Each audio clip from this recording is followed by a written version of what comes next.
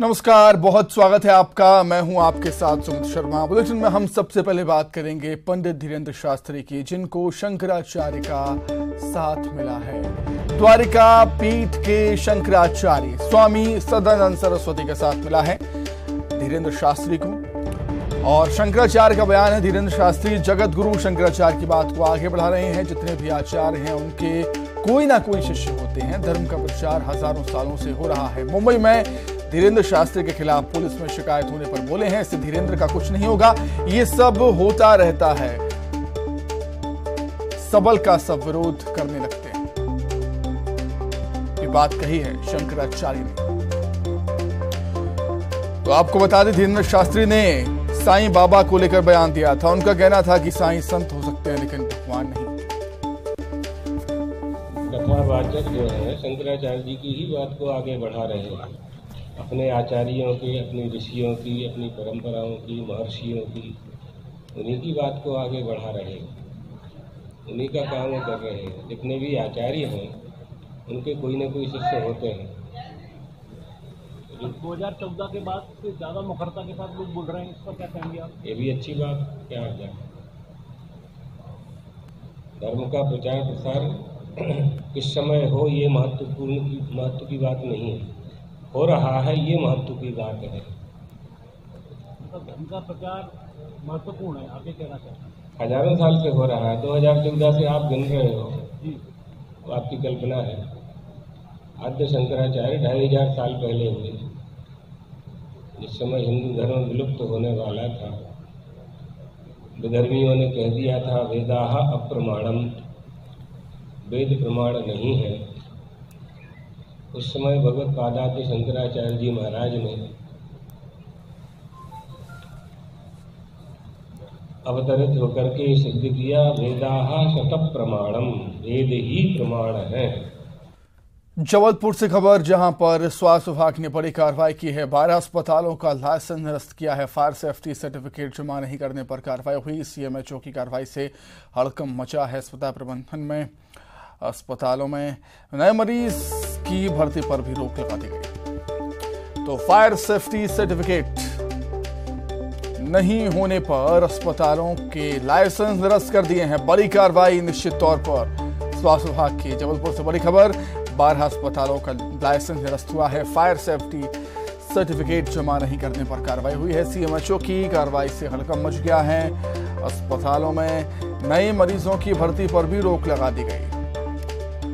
तो fire safety certificate जमा नहीं करने पर 12 अस्पतालों के लाइसेंस निरस्त कर दिए गए।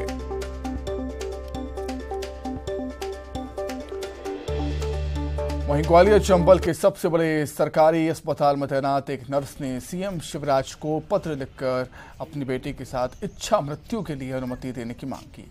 नर्स का आरोप है कि गजरा राजा मेडिकल कॉलेज की डीन और जयरोग अस्पताल के अधीक्षक की प्रताड़ना से तंग आकर वो इच्छा मृत्यु की अनुमति चाहती है। पीड़ित नर्स ने मुख्यमंत्री से 15 दिन के अंदर इच्छा मृत्यु की अनुमति देने या फिर उक्त अधिकारियों को हटाने की मांग की है। मूल रूप से इंदौर की रहने वाली पूनम वर्तमान में ग्वालियर के जयरोग अस्पताल में बतौर नर्सिंग ऑफिसर तैनात।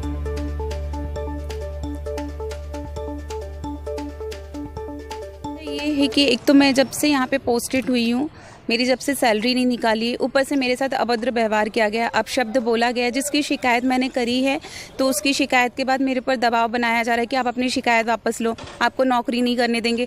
इस तरीके के मेरे पास नोटिस पे नोटिस मुझे दिए जा रहे हैं। ऐसे मुझे नोटिस दिए जा रहे हैं, मेरे पर मानहानि का दावा लगाया जा रहा है कि मेरे द्वारा उनको परेशान करा है। ऐसा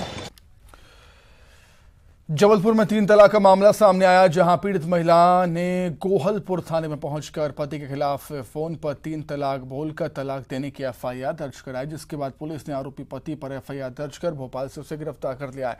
पीड़िता ने बताया कि पति को दूसरी महिला से प्यार हो गया और शादी करने के बाद भोपाल में वो रहने लगा। पुलिस ने कई धाराओं में मामला दर्ज कर आरोपी पति को गिरफ्तार कर लिया।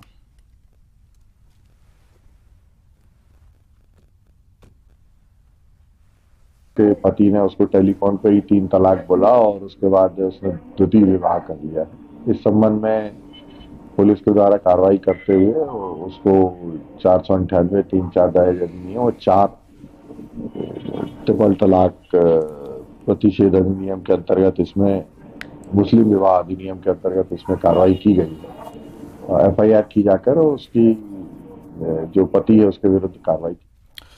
इंदौर में एक बार फिर से शिवराज मामा का बुलडोजर चला है और हत्या के आरोपियों के अवैध निर्माण को जमींदोज कर दिया गया। आपको बता दें, बीते दिनों ट्रांसपोर्ट नगर में ट्रांसपोर्ट कारोबारी सचिन की बदमाशों ने चाकुओं से गोद कर हत्या कर दी थी। पुलिस ने हत्या के जुर्म में एक आरोपी पंकज को गिरफ्तार कर दिया था, वहीं अन्य आरोपी भी फरार। मृतक के परिजन ने शव रखकर चक्का जाम किया और आरोपियों के अवैध निर्माण को ध्वस्त करने की मांग की थी।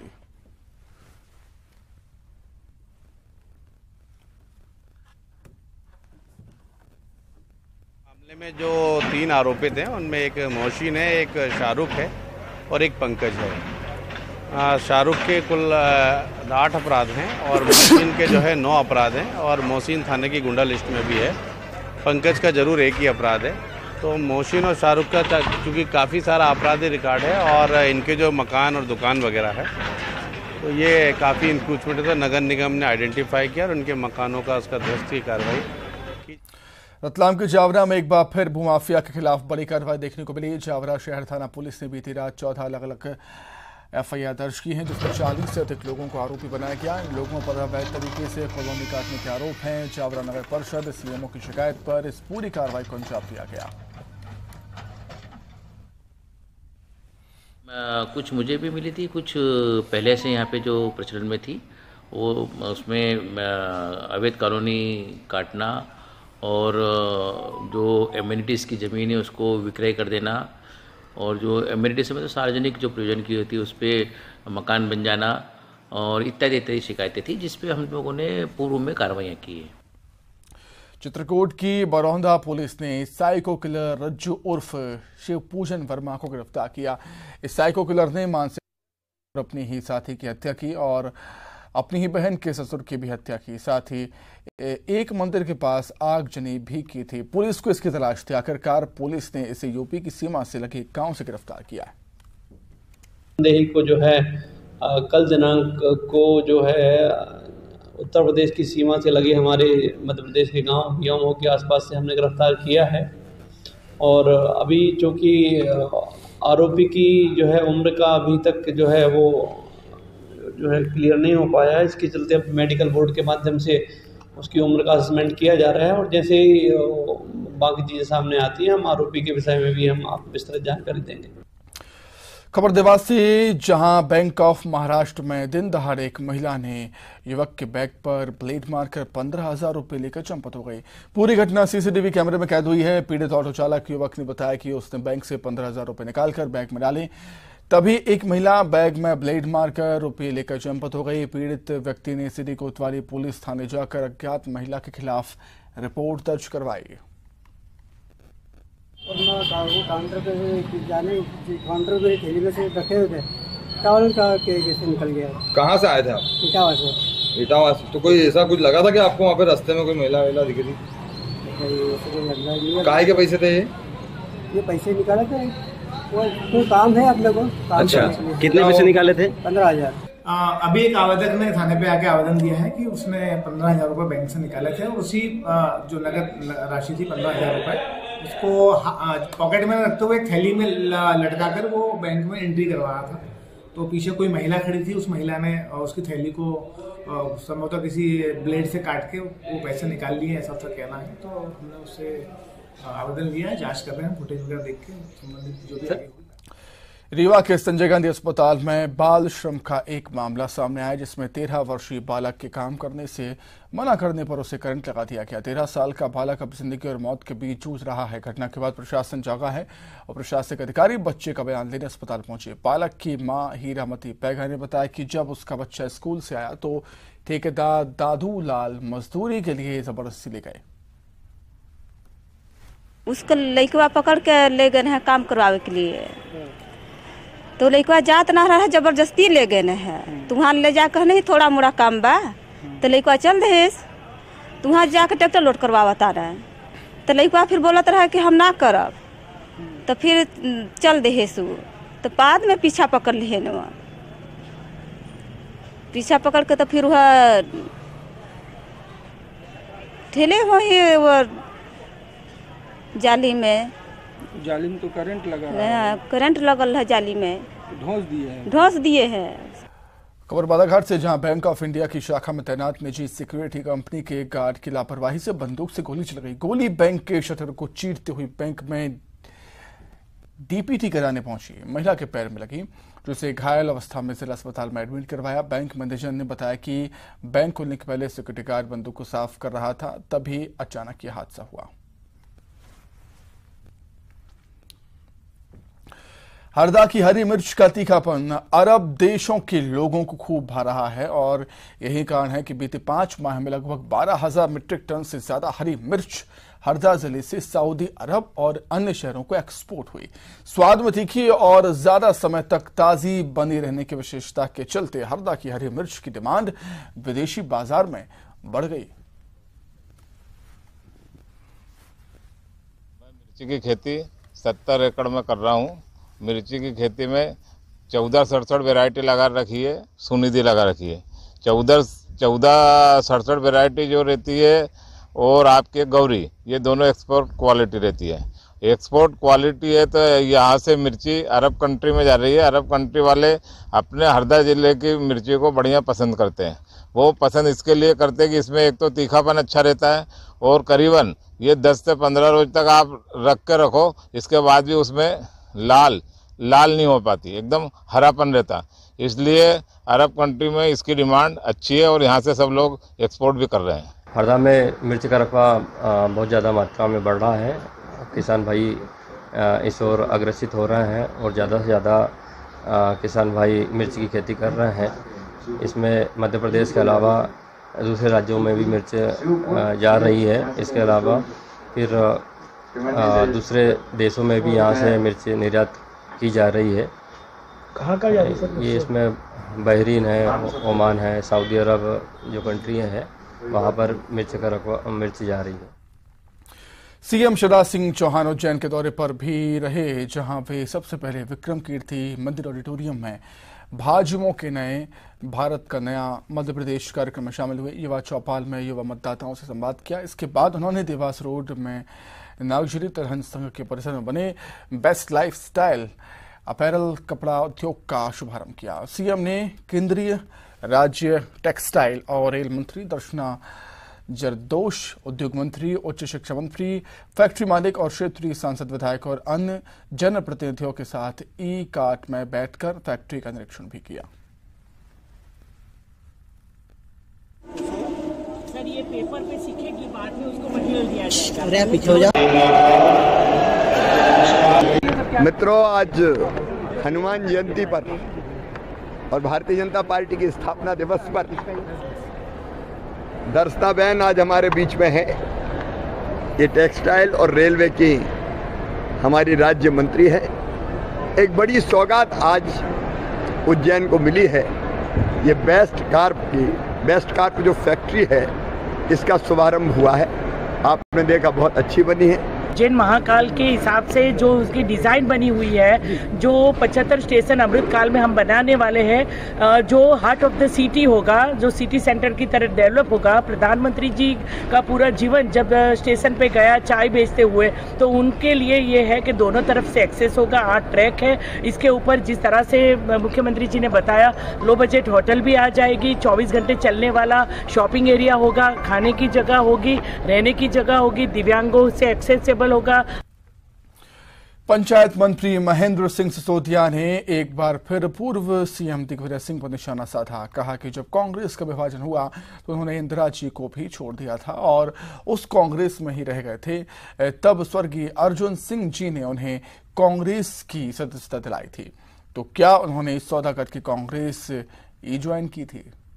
कि जब कांग्रेस का विभाजन हुआ और कांग्रेस पार्टी इंदिरा कांग्रेस बनी और उर्स कांग्रेस बनी, उस समय माननीय दिग्विजय सिंह जी ने इंदिरा गांधी को छोड़कर कांग्रेस उर्स में ज्वाइन की थी। उनकी सदस्यता कांग्रेस उर्स की है, कांग्रेस आई की नहीं। और ये अर्जुन सिंह जी थे जिन्होंने बाद में उनको मना के और कांग्रेस आई में उनकी ज्वाइनिंग कराई थी। आज आप ढिढोरा पीटते हो, हमने ये कर दिया, हमने वो कर दिया, हम बिक गए, फलाना हो गया, ठिकाना हो गया। आपके लघु भ्राता के बीजेपी में नहीं आए थे? तो क्या हम मान लें कि वो भी बिक गए थे? जबलपुर के विधायक और पूर्व सामाजिक कल्याण और न्याय मंत्री लखन घनघोरिया ने गुलाम नबी आजाद पर पलटवार किया। लखन ने कहा कि गुलाम नबी आजाद आज किन परिस्थितियों में हैं, ये सबको पता है। आजाद यदि संघर्ष के समय कांग्रेस में होते तो आज भाजपा का गुणगान नहीं करते। ये बयान कहीं न कहीं उनकी कुंठित मानसिकता का प्रतीक है। गुलाम नबी आजाद जी यदि उस समय कांग्रेसी परिवेश में होते और कांग्रेस परिवेश को समझते तो मोदी जी के गुणगान वो न करते। अब क्योंकि वो स्पष्ट रूप से मोदी जी के गुणगान कर रहे हैं तो स्वाभाविक है कि कहीं ना कहीं उनकी एक कुंठित मानसिकता है। इंदौर में रामनवमी पर हुए बावड़ी हादसे के बाद प्रशासन कुएं और बावड़ियों को बंद कर रहा है, जिसको लेकर विरोध शुरू हो गया। प्रदेश में विधानसभा के चुनाव हैं, इसलिए इस मुद्दे को लेकर भी बीजेपी कांग्रेस सामने सामने। चूंकि चुनावी साल है, ऐसे में हर मुद्दे पर सियासत होना लाजमी है। यही वजह है कि इन मुद्दों को लेकर भी बीजेपी कांग्रेस सामने सामने। कांग्रेस जल संकट का मुद्दा उठा रही है और इन प्राकृतिक जल स्रोतों के बंद करने को लेकर हर स्तर पर विरोध करने की तैयारी। नगर निगम प्रशासन अन्यायपूर्ण पक्षपातपूर्ण अभी भी कार्रवाई कर रहा है, खाली लिपापोती की जा रही है और वो बावड़ी जिसमें इतने लोगों की जाने गई उसको तो बुरने का प्रश्न ही नहीं उठता था। वो जांच के दायरे में है। आने वाले समय में किसकी गलती है, क्यों गलती है, किस लिए हुआ, काय के लिए हुआ, ये सारी चीजें ये जांच का विषय है। लेकिन बीजेपी ने अपनी गलती छुपाने के लिए उस बावड़ी को भी बूर दिया। जहाँ जहाँ पर खतरा हो, पुनरावृत्ति ऐसी घटनाओं की ना हो, उन बावड़ी को हम चिन्हित कर रहे हैं, उन कुओं को हम चिन्हित कर रहे हैं। जो जिंदे कुएं हैं उनको बचाने की कोशिश करेंगे, उन बावड़ियों की रक्षा करेंगे। और पर ऐसे बावड़ियों पे जिन्होंने कब्जा कर लिया है उन पे हटाने का, जिससे कि हमारी जान की दोबारा ऐसी घटना ना हो जो दिल और दिमाग को झंगोर के रख दे। ये मध्य प्रदेश सरकार की संकल्प है। और जो खुले बोर होते हैं उस पर भी, और ऐसे जर्जर के मकान हैं, उन सबको हम चिन्हित करें। प्रख्यात कथावाचक अनिरुद्धाचार्य महाराज और उनके परिवार को जान से मारने की धमकी मिली है। धमकी भरे पत्र में 1 करोड़ रुपए देने की मांग की गई। अनिरुद्धाचार्य महाराज अभी इंदौर में हैं, जहां उनकी कथा चल रही है। चिट्ठी में कहा गया है कि कथा सुनाने के दौरान उन्हें अशुभ समाचार मिलेंगे। वाचक संत अनिरुद्धाचार्य महाराज को बम से उड़ाने की धमकी मिली है और इस समय वो इंदौर में कथा कर रहे हैं। वो मेरे साथ हैं। जी बताइए महाराज जी, आपको ये धमकी मिली है? हाँ जी, एक लेटर मिला है जिसमें बम से उड़ाने की, जान से मारने की धमकी दी गई है। अब कौन है ये लोग, क्यों ऐसा कह रहे हैं? हम तो यही कहेंगे कि भगवान उन्हें सद्बुद्धि दें और उनको भी सेवा करने का भाव जागे, ताकि वो सेवा करें, क्योंकि हम सेवा ही कर रहे हैं।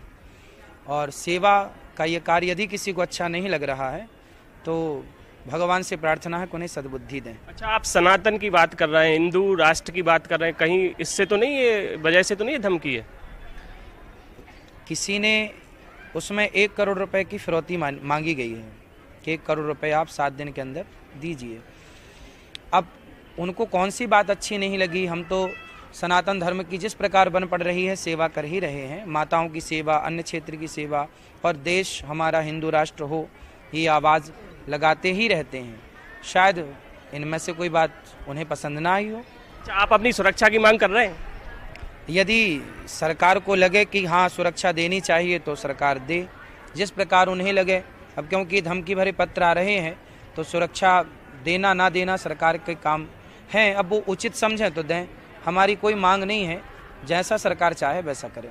तो देखिए, अनिरुद्धाचार्य महाराज को धमकी मिली है और वो इंदौर में है और वो अब अपनी सुरक्षा को लेकर चिंतित भी हैं और सुरक्षा की मांग भी कर रहे हैं। कैमरामैन डगलस के साथ अरुण त्रिवेदी, न्यूज 18 इंदौर। प्रदेश के गृहमंत्री नरोत्तम मिश्रा आज उज्जैन पहुंचे, जहां उन्होंने भगवान महाकाल के दर्शन किए। गर्भगृह में दर्शन बंद होने के चलते उन्हें चौखट से ही बाबा महाकाल के दर्शन करने पड़े और पूजा अर्चना की। इसके बाद गृहमंत्री सीहोर वाले पंडित प्रदीप मिश्रा की कथा में शामिल भी हुए।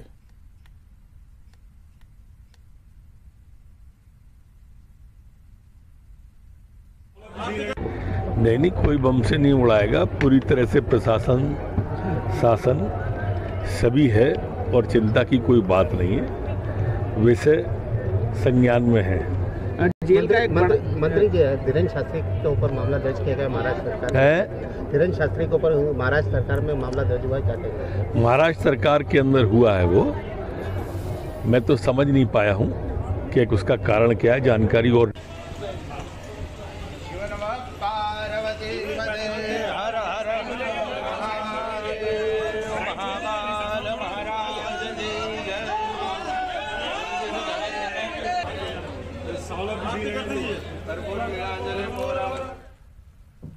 हनुमान जी के जन्मोत्सव पर मंदिरों में जय जय बजरंगबली के जय घोष हैं। पवन पुत्र की आराधना हो रही है। अंजनी सूत्र राम दुलारी की भक्ति मलिन है भक्त। छिंदवाड़ा के सिमरिया में सिद्धेश्वर हनुमान मंदिर में 101 फीट ऊंची हनुमान जी की प्रतिमा पर हेलीकॉप्टर से फूल बरसाए गए। वहीं नीमच में कर्नाटक के राज्यपाल ने हरकिया खाल बालाजी में पूजा की। देवास में भी केसरी नंदन की महाआरती हुई। इधर टीकमगढ़ में शंकर सुवन को 56 भोग लगाए गए। तो वहीं रतलाम में रामदूत के सिद्ध धाम बी बड़ौद गांव में भी दर्शनों के लिए भीड़ उमड़ी। भोपाल में हनुमान जन्मोत्सव के मौके पर भव्य शोभा यात्रा निकाली गई। इस दौरान मुस्लिम समाज के लोगों ने पुराने भोपाल के 4 बत्ती चौराहे पर शोभा यात्रा का फूल बरसाकर स्वागत किया। तो राजधानी भोपाल में एक बार फिर से धार्मिक सौहार्द की तस्वीर सामने आई है, जहां पर हनुमान जयंती के मौके पर शोभा यात्रा हिंदूवादी संगठन निकाल रहे थे और मुस्लिम समाज के लोगों ने फूल बरसाकर शोभा यात्रा का स्वागत किया। छतरपुर के बागेश्वर धाम में हनुमान जन्मोत्सव बड़े ही हर्षोल्लास के साथ मनाया गया। यहां हनुमान जन्मोत्सव के अवसर पर मंदिर में विशेष पूजा पाठ का आयोजन किया गया, जिसमें 1.25 लाख सुंदरकांड के जाप का समापन यज्ञ में पूर्णाहुति के साथ किया गया। हनुमान जन्मोत्सव के अवसर पर मंदिर को खास फूलों की तरह मालाओं से सजाया गया था। हनुमान जन्मोत्सव के अवसर पर बागेश्वर धाम में भक्तों की भीड़ देखने को मिली। भक्तों ने श्री हनुमान के बाल रूप बालाजी महाराज के दर्शन किए।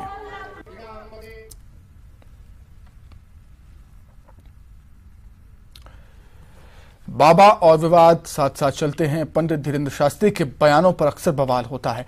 इस बार साईं बाबा पर उनकी टिप्पणी से घमासान मचा है। हालांकि बाबा ने अपने बयान पर खेद जता दिया है, लेकिन विवाद है कि थमने का नाम नहीं ले रहा। आप रिपोर्ट देखें, मुझे दीजिए इजाजत। नमस्कार।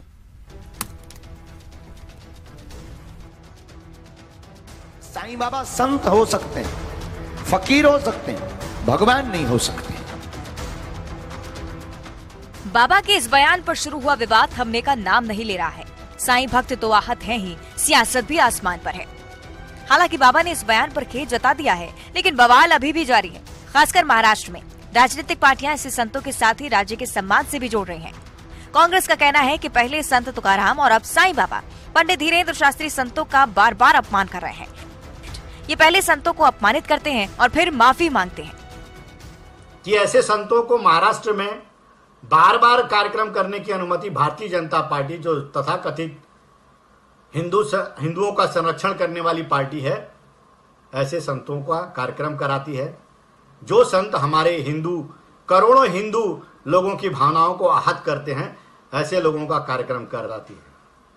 कांग्रेस पार्टी यह मांग करती है कि तत्काल प्रभाव से ऐसे धीरेन्द्राचार्य शास्त्री जैसे लोगों को महाराष्ट्र में कोई भी काम करने की अनुमति न दे, जिससे कि यहाँ के करोड़ों लोगों की आस्था को चोट न पहुंचे। संत तुकाराम पर टिप्पणी के बाद भी पंडित धीरेन्द्र शास्त्री ने माफी मांगी थी और अब साईं बाबा पर दिए गए बयान के बाद भी खेद जताया है। लेकिन इस बार मामला इतनी आसानी से शांत होता नजर नहीं आ रहा है। शिवसेना उद्धव गुट पूछ रहा है कि अपमान कर क्षमा मांगने की प्रथा साधु संतों में कब से आ गई, और साथ ही बाबा को सलाह भी दी है, धर्म का काम करिए, राजनीति नहीं। उन्होंने साईं बाबा जी का अपमान किया, फिर क्षमा मांगी। ये अपमान करके क्षमा मांगने की प्रथा कब से हमारे साधु संतों में आ गई? हमारा सनातन तो ऐसा नहीं है। हम तो सभी का सम्मान करते हैं और साईं बाबा के तो भक्त लाखों नहीं करोड़ों में हैं, पूरी दुनिया में हैं। और आप किसी साधु संत, किसी पीर फकीर को नहीं मानते, वो आपकी भावना होगी, लेकिन जो मानता है उसकी भावना को दुख पहुंचाने का आप कारण क्यों बन रहे हैं? मैं यही कहूंगा कि आप धर्म का काम करिए, आप राजनीति मत करिए। बाबा हिंदू राष्ट्र की बात करते हैं। ये विचारधारा बीजेपी के करीब बताई जाती है, लेकिन साईं बाबा पर दिए बयान के बाद बीजेपी के करीबी भी सवाल उठा रहे हैं। शिवसेना शिंदे गुट कह रहा है कि संतों के बारे में गलत बात स्वीकार नहीं, बाबा के खेद जताने पर पार्टी का कहना है कि साईं बाबा ने उन्हें बुद्धि दी है, जिससे बाबा ने माफी मांगी है। बागेश्वर महाराज ने इससे पहले भी संत तुकाराम महाराज के बारे में कुछ बातें सही नहीं की थी। अभी हमारे साईं बाबा के बारे में वैसी ही बात की है। ये आस्था का विषय है। हर एक आदमी किसी न किसी भगवान को मानते हैं, अलग अलग धर्म के मानते हैं। कोई राम को मानता है, कोई रहीम को मानते हैं, कोई यीशु क्रिस्त को मानते हैं। लेकिन उन्होंने अगर दिलगिरी व्यक्त की है तो ये भी उनको जो बुद्धि मिली है वो साईं बाबा ने जल्दी दी है ऐसी लग रही है। क्योंकि साईं बाबा हमेशा बोलते थे, श्रद्धा सबूरी सबका मालिक एक है। सब लोग अलग अलग धर्म की पूजा अर्चा होती रहती है, अलग अलग धर्म को मानते हैं, अलग अलग भगवान को मानते हैं। बट मेरे ख्याल से जो उन्होंने पहले बातें की थी, महाराष्ट्र में आके महाराष्ट्र के संतों के बारे में गलत बात करना, ये कोई भी धर्म का हो एक्सेप्ट नहीं करेगा। तो बाबा पर सियासी घमासान तो जारी है ही और उनके बयान से भक्तों को भी ठेस पहुंची है। भक्तों की मांग है कि भरी सभा में साईं बाबा का अपमान किया गया और माफी भी सार्वजनिक मांगी जानी चाहिए। हालांकि साईं भक्तों के लिए ये आस्था का विषय है, सियासत का नहीं। और ऐसे में कई भक्त ये भी कह रहे हैं कि अगर बाबा माफी मांगे तो उन्हें माफ कर देना चाहिए। मैं ये कह रही हूँ, उन्होंने माफी मांगी ही है तो बहुत अच्छा किया है कि चलो उनका मतलब उसके पाप धुल गए। अगर माफी मांगी है तो आगे से मतलब कभी उनके मन में साईं बाबा के बारे में गंदे विचार ना आए। ऐसा बोलना नहीं चाहिए। चाहे उन्होंने माफी मांगी है, लेकिन माफी जो है जैसे भली सभा में बाबा का अपमान हुआ है ऐसे भली सभा में मांगनी चाहिए। योगेश्वर धाम जी ने जो भी बोला वो बिल्कुल गलत है और किसी को कोई हक नहीं है किसी के बारे में ऐसा बोले, स्पेशली साईं बाबा के लिए। ओम साईं राम। हम सभी साईं बाबा के भक्त हैं और साईं बाबा भगवान स्वरूप हैं। और जो है बागेश्वर धाम वाले बाबा जी ने साईं बाबा से माफ़ी मांगी है तो अच्छी बात है। बाकी जो है बागेश्वर धाम के जो है बाबा हैं वो भी माने हुए संत हैं। मैं साईं बाबा भगवान को भगवान का स्वरूप मानता हूँ और अगर उनका कोई अनादर करे तो मुझे बहुत तकलीफ होती है। मैं चाहता हूँ कि जिसने भी अनादर किया है वो पूरे सार्वजनिक तरह से लोगों से माफी मांगे और हमें उसे माफ कर देना चाहिए। बाबा के बयान पर बवाल है, साईं भक्तों की आस्था का सवाल है। बाबा ने खेद जता दिया है और भक्तों ने माफ भी कर दे, लेकिन सियासत थमती नहीं दिखाई दे रही। Bureau report, news 18।